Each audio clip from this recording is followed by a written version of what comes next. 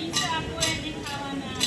ઓ બાપ, મને પૈસા આપો, મને ખાવાનું આપો.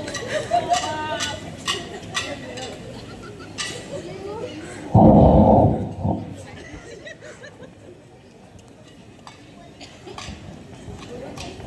જે પાપના લીધે આ માણસ આંધળો જન્મ્યો છે તે પાપ કોણે કર્યો છે? આણે કે એના મા બાપે? એણે કે એના મા બાપે નહીં, પણ દેવનો મહિમા એનામાં પ્રગટ થાય માટે તે અંધ છે. જ્યાં સુધી દહાડો છે ત્યાં સુધી જેણે મને મોકલ્યો છે તેના કામ આપણે કરવા જોઈએ.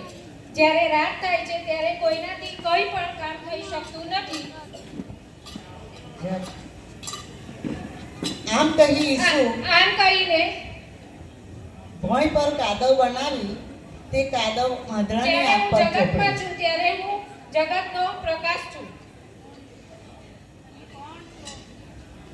બધા પૈસા આપો, મને ખાવાનું આપો. ઓ બાપ. જા જઈને સિલોઆના કુંડમાં તારું મોં ધોઈ આંખો ધોઈ આવ.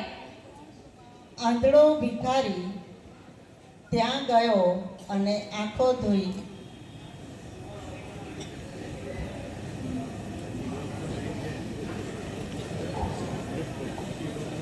આંખો ધોઈને દેખતો થાય છે.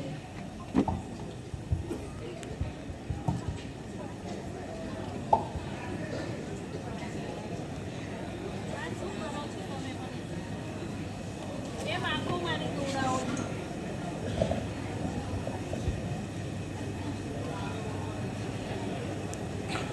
અરે આ શું દેખાય છે?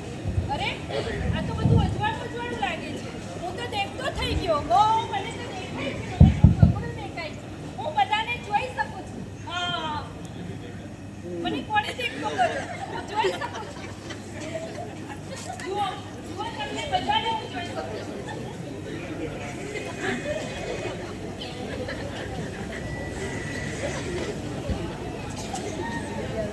જુઓ, હું જોઈ શકું છું. જોઈ શકું છું. અરે રે, આ તો એક ભિખારી છે જે રસ્તામાં બેસીને ભીખ માંગતો હતો. હા હા, મને પણ એ જ માણસ લાગે છે જે ભીખ માંગતો હતો. અરે ના ના, એ નથી, એના જેવો લાગે છે. હા હા, હું એ જ ભિખારી છું કે હું રસ્તા પર ભીખ માંગતો હતો. 2 દિવસથી ખાધું નતું, પણ અત્યારે તો મને પ્રભુ ઈસુએ મને દેખતો કર્યો છે. જુઓ, હું દેખતો થઈ ગયો છું. અરે તું દેખતો કેવી રીતે ગયો? તારી આંખો સી રીતે ઉઘડી ગઈ? હા હા, પ્રભુ ઈસુ જે મને કાદવમાંથી જે મને આંખો પર કાદવ લગાવી અને સિલોના કુંડમાંથી મારી આંખો તો અને હું દેખતો થઈ ગયો છું.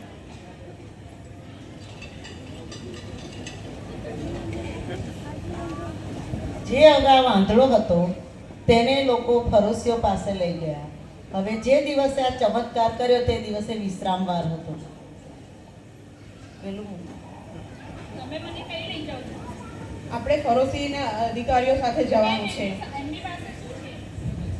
તમે દેખતા થયા છો એની માટે એમને પાસે તમને લઈ જવાના છે. ના, હું મારા મા બાપને મળવા જાઉં છું.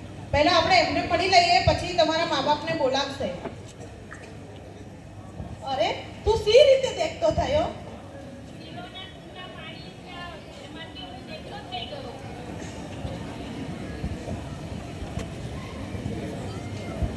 પણ જે માણસે તને સાજો કર્યો તે તો દેવ તરફથી આવ્યો નથી, એ દેવનો પુત્ર નથી અને એ તો વિશ્રામવાર પણ પાડતો નથી. અરે જો એ દેવ તરફથી ના હોય તો એ ચમત્કાર સી રીતે કરી શકે? એ તો પ્રબોધક છે. ત્યારે યહૂદીઓએ તેના મા બાપને બોલાવ્યા.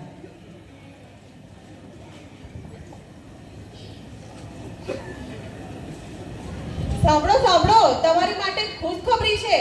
તમારો દીકરો જે જન્મથી અધળો હતો એ હવે દેખતો થયો છે. ચાલો, તમને સભાસ્થાનના અધિકારીઓ બોલાવે છે. ચાલો ચાલો.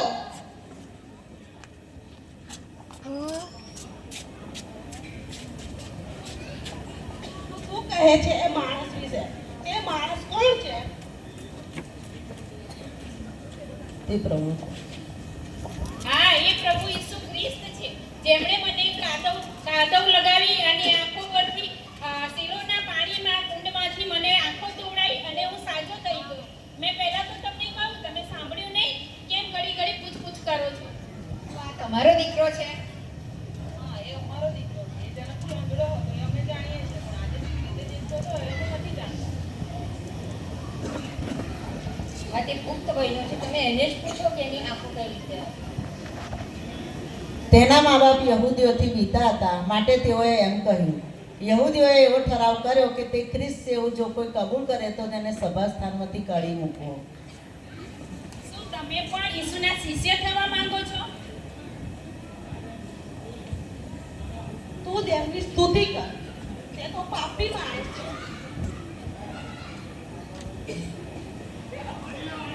જા જા, તું તો પાછો એને ઓળખતો નથી અને એને એ કરતો નથી, ધર્મ જ્ઞાન નથી અને પાછો અમને એના તરફ લઈ જાય છે. ચાલ જા, નીકળ અહીંથી.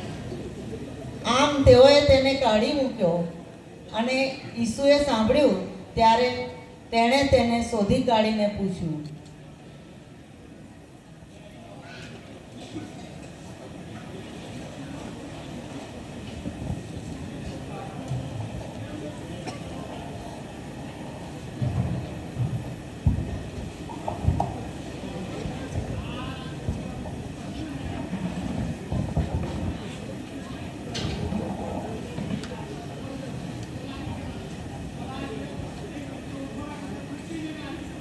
શું તું દેવના પુત્ર પર વિશ્વાસ કરે છે? હા, હું દેવના પુત્ર પર વિશ્વાસ કરું છું. પ્રભુ ઈસુ ખ્રિસ્ત તમે જ છો. તમે તો મારી આંખો ઉગાડી મને અજવાળું આપ્યું. તે તેને જોયો છે અને તું જેની સાથે વાત કરે છે તે જ હું જ છું. હા, એ તમે જ છો. ઈસુ ખ્રિસ્ત તમે મને અજવાળું આપ્યું છે. હું ફરી તમારો આભાર માનું છું. મને દેખતો કર્યો છે. શાંતિએ જા. આમ ઈસુએ આંધળા માણસને દેખતો કર્યો. ઈસુ જગતનું અજવાળું છે. અંધ માણસ ઈસુને અનુસરીને દેખતો થયો, અજવાળું પામ્યો. તેમ આજે પણ ઈસુ આપણા જીવનનો અંધકાર દૂર કરી શકે છે.